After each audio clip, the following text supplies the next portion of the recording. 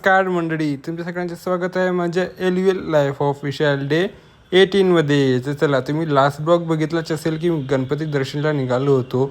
आणि आता सेकंड तुम्ही कमेंट नाही केलं होतं, कारण की कोणत्या गणपतीचे दर्शन करायला गेलो होतो आणि हा कोणता आहे. तर तुम्ही कमेंट करून नक्की सांगा.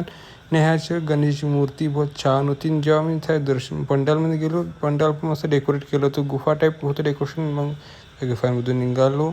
नंतर मग जातून दुसऱ्या लोकेशनवरचं ह्या गणेशाचं दर्शन तुम्ही पण करून घ्या. बोला गणपती बाप्पा मोरया. आणि कमेंट करून नक्की सांगा कोणत्या एरियामधलं गणपती जे होते.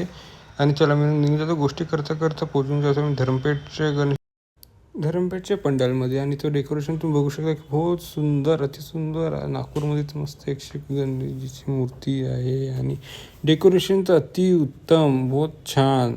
तुम्ही बघू शकता. हा धरमपेठचा सम्राट. मग या गणपतीचे दर्शन करून आम्ही निघून जातो दुसऱ्या